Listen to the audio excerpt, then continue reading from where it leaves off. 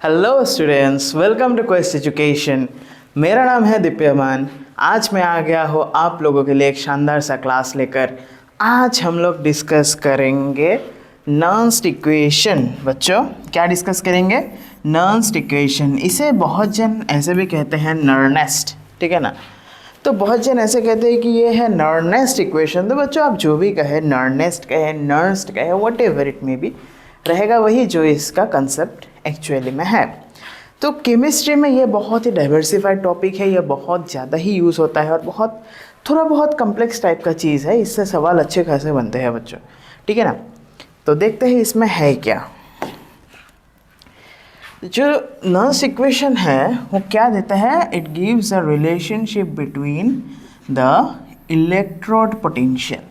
क्या देता है बच्चों? Relationship between the electrode potential. ये जो आपका इलेक्ट्रोड्स है ना, ये इलेक्ट्रोड का जो पोटेंशियल है उसका रिलेशनशिप देता है ऑफ ए सेल।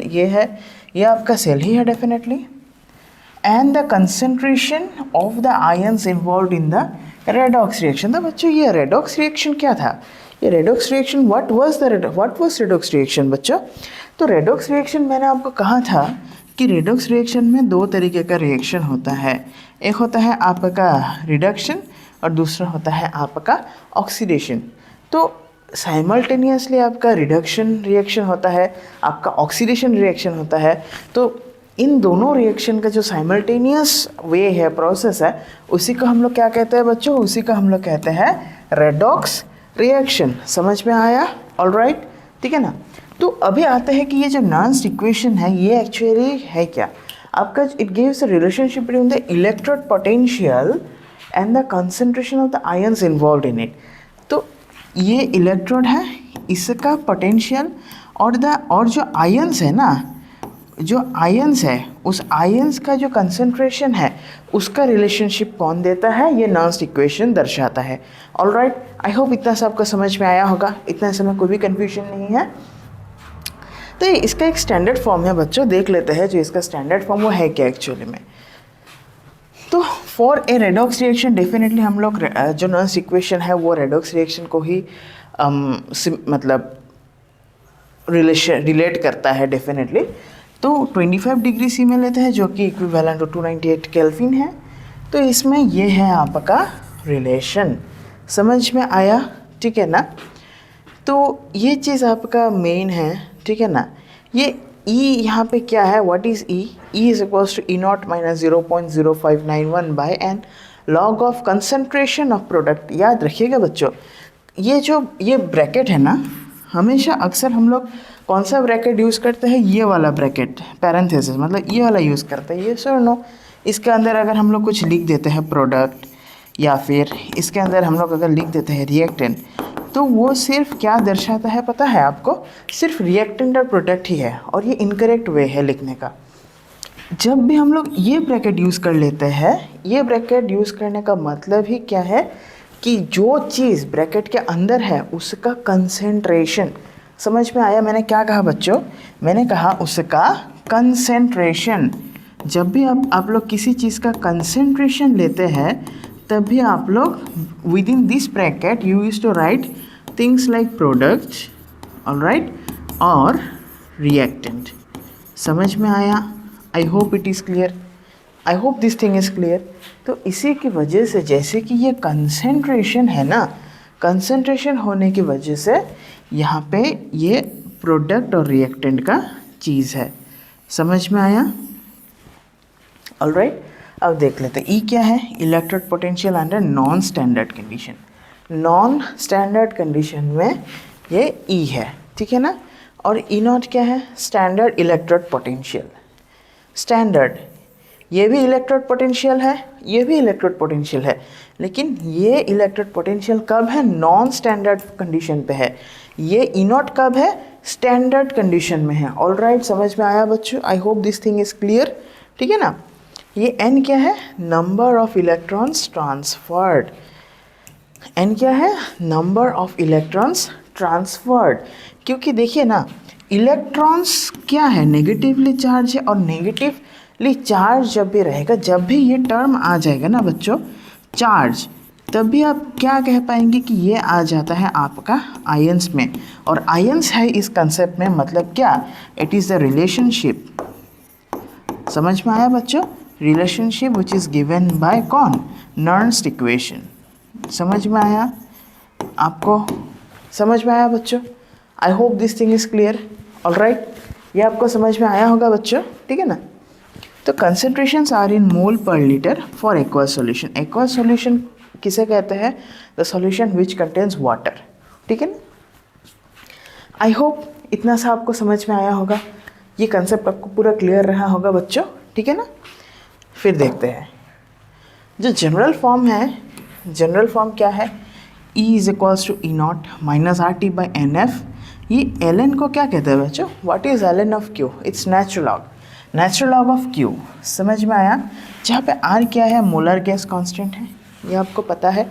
आर का वैल्यू कितना है, 8.314 जूल पर मोल पर केल्विन। टी हमेशा टेम्परेचर किस में रहता है, केल्विन में रहता है। आपको पता है ना टेम्परेचर का 3 स्केल्स है, सेंटीग्रेड, सेंटीग्रेड, फ़ारेनहाइट और केल्विन। समझ में आया। तो ये सेंटीग्रेड, फ़ारेनहाइट ये सब तो है, लेकिन केमिस्ट्री में या फिर कोई भी रिएक्शन में हम लोग सेंटीग्रेड या फिर फ़ारेनहाइट को यूज़ नहीं करते हैं। हम लोग most of the cases use करते हैं किसे, केल्विन को यूज़ करते हैं। क्यों पता है आपको, क्योंकि केल्विन आपको क्या देता है, एब्सोल्यूट टेम्परेचर देता है। क्या देता है, केल्विन आपको देता है एब्सोल्यूट टेम्परेचर।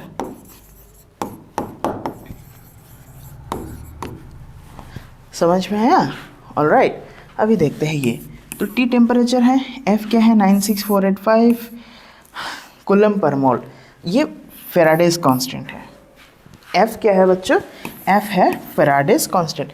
लास्ट क्लास में हम लोग ने फेराडेज कांस्टेंट को लेके हम लोग डिस्कस किए थे, तो उसी का एक पूरा क्लास है मेरा बच्चों, आप जाके देख लीजिएगा, ऑलराइट।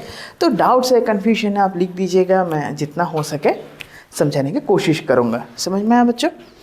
तो ये जो है ना आपका natural log of Q, Q क्या था, क्यू था आपका concentration of product by concentration of reactant. समझ में आया बच्चों, क्यू क्या था आपका, concentration of product by concentration of reactant. अगर मैंने कहा कि A plus B gives C plus D, मैंने अगर ऐसे ही कहा, ये एक एग्जाम्पल आप मान लीजिए, ठीक है बच्चों। तो यहाँ पे रिएक्टेंट ये हो जाएगा बच्चों, और ये तो प्रोडक्ट है। मतलब आपको मैं क्या कहना चाह रहा था, जो प्रोडक्ट है, प्रोडक्ट आपको ऊपर लिखना है, जो रिएक्टेंट है, रिएक्टेंट आपको नीचे लिखना है।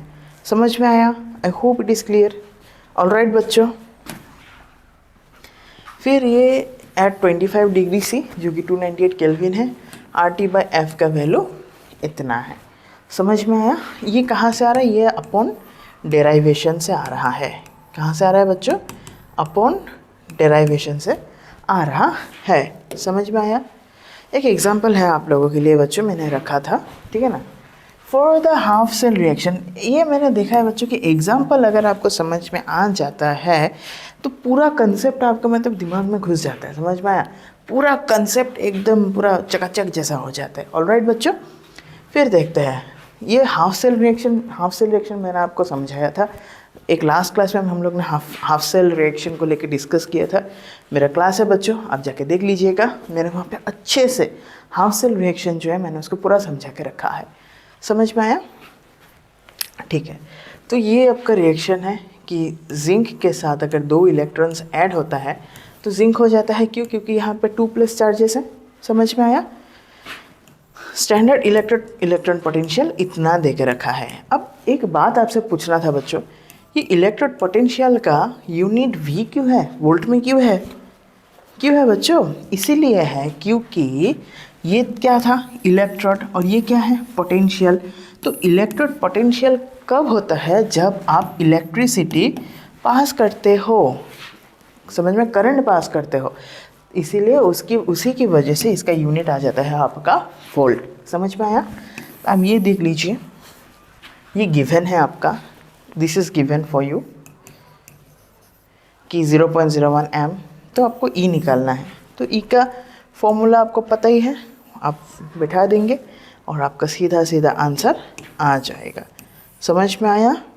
All right, I hope this thing is clear. समझ में आया बच्चों? समझ में आया ना? आपका सबसे जो मेन चीज़ है वो ये है, log ऑफ 1/0.01। एक लॉग टेबल मिलता है, उस लॉग टेबल को आपको जानना होगा बच्चों। समझ में आया बच्चों? I think the concept is very clear to you. तो इसी के साथ बच्चों इस क्लास को हम लोग ख़त्म करते हैं। तब तक के लिए मिलते हैं नेक्स्ट क्लास में। थैंक यू बच्चों।